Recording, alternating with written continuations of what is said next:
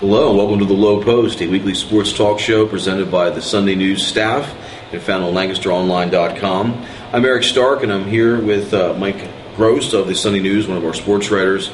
And Mike, I was reading your stories, anxiously reading your stories, because I couldn't find the game on TV this year. I always enjoy sort of scoping out what's going to happen at Penn State. Right. And I think this year we have a lot of talent up there, and I really wanted to see what was going to be emerging. There's a lot of good dramas, what's going on with the quarterback situation and so forth. So let's jump right into it. Let's talk quarterback. Who has the edge? We got Daryl Clark, we got Devlin, and the other guy, pronounce his last name? Paul Cianciolo. Yeah, like he said. Is it a three-man race, a two-man race? What's going on with quarterback at Penn State? First of all, I do not believe it's a three-man race, despite Joe's protestations to the contrary. Okay. I don't think Cianciolo's in it, and I don't think he did anything on Saturday to change that opinion. I mean, he was 5 for 9 with 2 interceptions and didn't really do much. I think Clark is ahead. I think his mobility is the difference between him and Devlin, although Devlin is not a bad athlete either. I'm impressed with Clark's experience and his intelligence level. He seems like a very mature kid. I think that he's ahead, and also I think they want to. I think it's this spread offense. I think right now is the way to go in college football. So to me, Clark is ahead, and I think he should end up starting. And right now he's listed number 1 on the depth chart. He started the game for the blue team, which was actually the first team offense. To me, he's a little bit ahead. And what eligibility? What is he now? Is he a redshirt? Well, he is a junior. He is a senior eligibility next fall. However, there is some question, because he went to a prep school, of whether he may have another year available. Oh. I don't think that's been 100% hashed out yet. But I think if he gets that extra year, he and Devlin are actually at the same level eligibility wise. That hasn't been 100% hashed out yet. Because Devlin was highly recruited, was already committed to Miami, but because of a coaching change with the Hurricanes, decided to come to Penn State. So he's got a great arm as well. But like you said, in this spread offense, it looks like Clark would have just more tools at his disposal with his running. But from what I read as well, Devlin's not a bad scrambler as well. Nice mix. He's okay. Yeah, okay. He's not a guy that you're going to run, West Virginia's offense with, as we've seen the last couple of years. That kind of a thing. He's not going to be used the way Tebow is used. He's certainly not going to be used the way Michael Robinson was used even. And but who knows if Penn State is really going to run the spread offense. When we asked Joe about this, he always says the same thing, which is, "Yeah, we did that back when I was in high school. We ran, and it's like." And your point, Joe, is what? Nobody's saying it's new. We're trying to find out if Penn State's going to use it. So I don't know. And Devlin said, interestingly, you know how they have those little wristbands with plays on it. Devlin said on Saturday that this was nowhere near our entire offense. We only had about the wrist thing was only about half full, and you didn't come close to seeing the stuff that's really in our playbook. Interesting. Running back is another situation. We talk about drama. The running back that was there is gone. Now we've got 2 guys competing for it. It looks like it's Evan Royster's job, but then we've got this emerging redshirt freshman that's come in the picture, Stephon Green, who I'm told, and what I read in your story, is just can fly. He's got some speed. He can really motor, and he's actually a kid that we've been hearing about since last year. Last year he was a redshirt, was just going to practice, not suiting up for games, and we were hearing about how explosive and what a big play potential this kid has, how quick he is. And on Saturday, 3rd play from scrimmage, first time that he touched the ball, he went 60 yards for a touchdown. Made Anthony Scarrato miss, who is an all-Big Ten safety, made the cornerback Tony Davis look like he had kind of an angle on him. He just put it in overdrive, and he's really exciting potential, and also kind of an interesting kid. He's kind of a character. In fact, he said after the game that he ran at Penn State's pro day. He ran a 4.25 40, and he's really disappointed in that. Deion Sanders ran a 4.1, so he's shooting for a 4.0. Now he's not. He doesn't mean grade point average. We're not talking grade point. You might be thinking student athlete. No, He's talking about a 4.0 40-yard dash, which I have never heard of before. Wow. That's some speed. That's Willie Gault-type speed out there. I expect that he'll get 10, 12 carries a game. I think Royster's going to get the load, and he'll get 10, 12 carries a game. Joe has used multiple tailbacks many times in the past. Sort of a change of pace kind of back out there. Sure, yeah. It's a good thing to have. We're not going to touch upon a lot here because there's no drama at this position, but wide receiver, I do want to hit upon it because they are loaded there.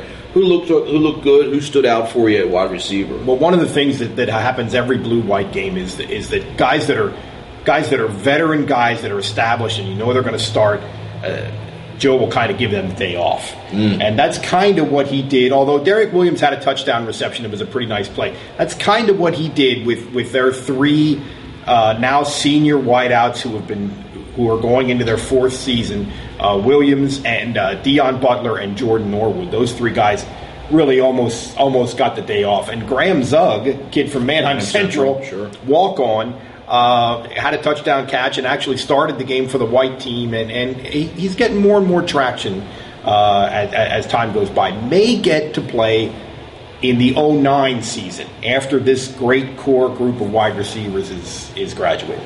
Which is interesting because he was a great possession receiver when he was in high school as well. And you look at what's happening there with underclassmen Penn State. They haven't recruited a lot, and one of the guys that was highly recruited, looks like he's off the team now, is Chris Bell because of an incident that just took place about 3 weeks ago. He's out of there. Involved another student. There was I think a knife or a blade involved. He's gone.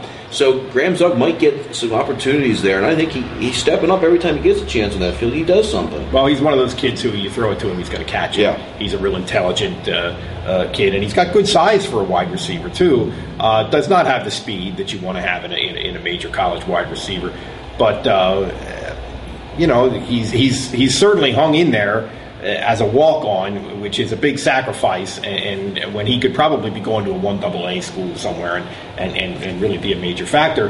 But, he wants to play for Penn State, and it could happen. Yeah, I was just going to say to you, I give the guy a lot of credit because he probably could have gone to a Delaware or a William & Mary and started right away and had a really good career and lots of stats right now.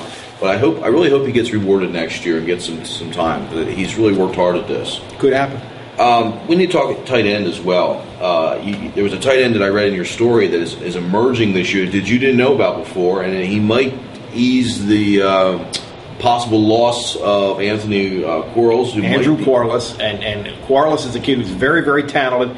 He's the kid who crashed into Joe twice, once on the sideline, once during practice, broke his leg, part of the collision. Wisconsin game. And more damaging to Quarles than that is two drunk driving, or not, underage drinking related incidents. So he's now suspended from the team, and this is a kid who's very, very talented. Looked for a while like he was going to be a real playmaker and a real factor for Penn State, and now he might be out of the picture, not only because this Mickey Schuler, who is the son of the Mickey Schuler, who a lot of people may remember, who was a Penn State tight end from East Pennsboro High School across the Susquehanna River. He has emerged as a pretty good player, but on Saturday, a redshirt freshman who I had never heard of before, a kid named Andrew Zerba, really, really looked good. 5 catches for 65 yards, got open a lot. When they threw it to him, he caught it. 6'6", 260. Wow. Which is not bad for a kid who can move around pretty well and make people miss and get open. So Quarles might be sort of easing his way out of the picture. And Zerba is one of many. There was a big group of redshirt freshmen. A lot of good athletes. Penn State, so much of it is quarterback play in college football. And, it's about key positions, but a lot of good athletes up there right now. It's interesting that they haven't gotten as many of the 4-star, 5-star athletes. They've got a lot more of the 3-star. Is it more of them coaching up these guys and getting these guys? You know what I'm saying? Now, these guys are emerging on the field. They haven't had as many of them as the Michigan and the Ohio State 4-star, 5-star guys. And yet, I'm hearing you say about all these good young athletes are getting. And guys is it coaching them up that's doing it, Mike? Well, actually, the redshirt freshman group are kids that will be going into their second full year, and that group was pretty highly regarded as a class, as a recruiting class. But a couple reactions to that. One is Penn State has kind of gotten lucky with kids who were not very highly recruited. Mm-hmm. Norwood is a great example of that. A kid whose only other scholarship offer was William & Mary. Okay, wow. They have a kid named Josh Hull, who is from right down the road from State College, in a high school called Penns Valley. He's a walk-on linebacker who I think is going to get to play. Deion Butler was originally a walk-on. They have some kids. They've gotten lucky with some kids who were just not very highly recruited. And maybe other people missed on them. Maybe Ohio State and Michigan missed on these kids because it's not like these kids are sort of very limited athletically, but they're smart overachievers. I mean, it's not that. They're real good athletes. Yeah. They're solid kids. Interesting. Let's switch to the defensive side. I think the defensive line looks pretty strong. We'll talk about that in a second. The linebacker situation is what really jumps up, and again, we have some drama there now. We didn't have it before, but they lose All-American type guy. Sean Lee was going to be the third in that string. We've had great linebackers recently. Going to take over for Dan Connor, and now he's out for the year with a knee injury. Torn ACL. And who's going to replace Sean Lee in there? And what do you see at linebacker? We're going to start there with defense. Well, they have three guys who, if I had to guess right now, will be the three. Hall, the kid I just mentioned, Navarro Bowman, who is a kid who's played pretty much on defense and on special teams, and a kid named Terrell Sales, who's been there for a while and also, like Bowman, played actually a little more than Bowman. And Joe actually said on Saturday that he expects that Sales will maybe be a guy who's kind of been buried in the background, who maybe will get a chance to come to the fore now and even provide a little leadership maybe. Tom Bradley said an interesting thing. They were going to move Lee into inside to middle linebacker, which is the same thing they did with Puslesny, you may remember. Sure. And Bradley said, now we're just going to find our three best linebackers and then figure out a scheme that makes sense for them. Interesting. So rather than say, well, this guy's going to replace Lee. It may not be like that. It may be a completely different sort of deal. He said we'll find the players and then we'll find a scheme that makes sense for them. Throw your best athletes out there, kind of thing. I think it sounds like. Yeah. Let's talk defensive back real quick. I just thought Justin King, and I'm hearing him even go in the first round. I just saw a mock draft that had him going to the Dallas Cowboys. He didn't have a great year last year, but he is still a tough guy to replace because he was so athletic out there on the field and pretty good cover guy as well. Who's going to replace Justin King? Well, this is an area where I can't give you much. I really don't. I think this is far from being decided. I think A.J. Wallace is in the picture there, and they have a kid who is going, a true freshman who may get to play here. And I'm sorry, I just can't pull his name out of it right now. But that's an area where they went into last season thinking they were totally solid in the secondary, and it turned out they really weren't. In terms of performance on the field, they really weren't. This year, it's more of a question mark type area, but I think that they have so many good athletes. This is an area where they might be a pleasant surprise, where they may be able to. They have enough kids up there who are athletic and can run that they'll be able to plug people in and maybe play more zone. Maybe not. Maybe do some things scheme wise to protect individual kids. But I think they have a chance to be fine in that position group, secondary. What about defensive line now? We have a local guy out of Lebanon High School, Jared Orrick, who had hurt his leg last year. I saw he was playing in the game. How did he look, and how did the D-line look? Well, Audric did great. I mean, he really did well. He said that I talked to him afterwards, and he said he thought he was about 90%. And it's the injured leg, just in terms of strength to the injured leg. It did not look like mobility was an issue for him. I mean, he's a defensive tackle. He's not a guy who's going to be flying around the field from sideline to sideline making plays. But he had a sack, as much as you can have a sack in the blue-white game. You just put your hands on the quarterback and they call it a sack. But I think he's going to be fine. I think they played him more than they intended to because they were surprised how solid he was. He's going to be fine. Maurice Evans is their best defensive lineman, a kid from Brooklyn, so Joe really likes him because he's from Brooklyn. But he also likes him on merit because he was fabulous last year. He's one of those guys who, like the receivers, kind of has Saturday off to a large degree. But he really is a force. And although they miss, one of the guys that they're missing is Chris Baker because of all this extracurricular stuff, who I think they are really going to miss. But they do have some depth there. And another name is Abe Karoma, a kid from Milton Hershey School, who I think is going to be a real solid defensive lineman. So again, depth, athletes, and I think they're okay because of that. So far, we got months before the season actually kicks off in early September. What is your overall impression of Penn State? What you've seen them? I think that they have a good chance to be a little better than they were last year for a number of reasons. I suspect that their schedule is going to be a little easier, just because of some of the powers in the Big Ten that I think are going to be down a little bit. Certainly Michigan on paper is down. I think Wisconsin's a little down. Illinois is, again, going to be a force, and we've got to assume Ohio State's going to be a force. So I think they have a chance to be a little better. A lot of it, this is simplistic, but a lot of it comes down to quarterback play and whether Darryl Clark can really emerge as kind of having the role that Michael Robinson had. Not the same personality, quieter guy, maybe a more introspective sort of kid. But if he can give them on and off the field, tangibly and intangibly, I think 85% of what Michael Robinson gave them, they have a chance to go 10-2, 9-3, I think. That's a New Year's Day bowl, and that's a good season. It really is. Yeah, it really is. Good. We're going to shift gears a little bit here. A new segment we're going to do at the Low Post. You remember Arsenio Hall, Mike? Remember? Who could forget it? There's a great flat top haircuts he had. He had a segment he liked to do, things that make you go, And I'm thinking in sports, it comes up all the time. I'm going, And I'm going to kick us off with one. Things that make us go, with baseball. I'm looking at the pitchers. I do some fantasy baseball as well. But in Major League Baseball, 3 of the top 4 pitchers right now are either hurt or doing lousy. I'm talking Eric Bedard, former Oriole with the Mariners on the 15-day DL, and was just pitching okay before that. CC Sabathia with the Indians, he's not pitching real well. And Justin Verlander, who has been lousy, he's on my team, he's sitting on my bench in fantasy, struggling. I'm looking at Gavin Floyd of the White Sox, who should be 3-0 right now. Stinking, former Philly, Gavin Floyd.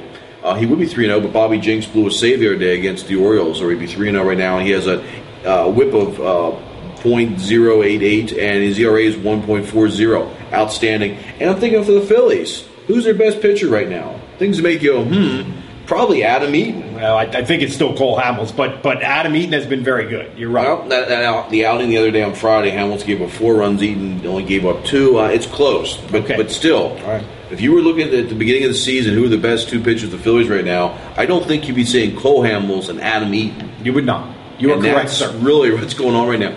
Orioles, first place for the Baltimore Orioles. They're still in contention. Kansas City Royals doing well. Just interesting in baseball. How about you, Mike? What makes you go, Well, talking about the Sixers, your Sixers and their defeat of the Detroit Pistons on Sunday. That was a surprise to everybody, but watching the Detroit Pistons, they're really I'm starting to wonder if they aren't kind of they have a little Atlanta Braves feel to them. You know what I'm saying? Yes. They're a veteran group that I think kind of thinks they're better than they are, and they haven't. I think they're psychologically for some reason there's a tough time making this transition from the regular season to the playoffs. And I ran into a guy yesterday who was an old friend of mine who was a good athlete in high school, played hoops and played football quarterback and everything. And I was saying that I think that the Pistons are a little dysfunctional and give the Sixers a shot. And he said, I think it all comes from Rasheed Wallace. I think they feed off of him so much emotionally, which is a weird thing for such a veteran group. But I think he's right about that. And Rasheed, I don't know that Rasheed he's such a goofball. I'm not sure he's the kind of guy that you want to be feeding off emotionally. He's pretending to sneak his way into the Sixers huddle. I don't know if you noticed that. I did notice. At one point in the game. And he's joking around with people, and he's over the sidelines jawing and so on and so forth. And supposedly early in the game, the Sixers did not double-team Rasheed. And during the game, he was looking over at Mo Cheeks and saying, it's a mistake. You're making a mistake, not double-teaming me. Well, by the end of the game, it turned out to be not so much a mistake. And I just think there's a difficult time with that team sort of seizing the moment kind of a thing. And I do think that a lot of it comes from Rasheed Wallace, and he's such an enigmatic figure that he really is one of these sports people that makes me go, I got you. Because remember when he played for Portland, he was the ultimate goofball, and he was almost getting a technical foul every other night. He was coached by Maurice Cheeks, who supposedly loves him. Yeah, they're good friends. Thinks he's a great guy, enigmatic, and I'm going when it comes to Rashid. I think the best announcing crew for shows is TNT with Charles Barkley, Magic Johnson, and Kenny the Jet Smith. Best studio show for sure. Studio show, as I meant to say. And their host always plays the straight man. What's his name? Ernie Johnson. Ernie Johnson sets those guys up so great. Those guys were so critical after the game of Detroit and also Rasheed Wallace, because you mentioned the play in the huddle. I think it's a great point. He's goofing around right during the timeout, and the next play was for him, and he missed the shot. It would have tied the game. It's like Chuck Barkley said, I wouldn't have been talking to anybody. I've been focused on what was about to happen. And Magic Johnson, a Hall of Famer himself, said, I don't talk to anybody in the playoffs. I hate everybody during the playoffs. I'm focused on the next 3 plays. Rashid clearly not hating. No, you got, and this is. But Detroit afterwards, you read their comments, because right back to what you're saying, they're not taking it serious. And as a Sixers fan, I was loving it. They're saying things like, "Oh well, we know we can play better." We know, they weren't taking the fact that they need to turn a switch right now, and they didn't seem to turn on that switch. Yeah, they have a very strange mindset and sort of a mental and emotional makeup as a team, personality as a team right now, and I do think a lot of it comes from Rasheed Wallace, and I wonder if a Chauncey Billups or somebody has to say why. Why are we leaning on this guy? Why are we getting our juice from this guy? All right, that's our segment for this week. I think it's a fun news segment with the things that make you go, Good Penn State talk as well. We look forward to being with you again next week. From the Low Post, Mike Gross, I'm Eric Stark, and for our producer, Paul Franz, does a great job. We'll see you again next week from the Low Post.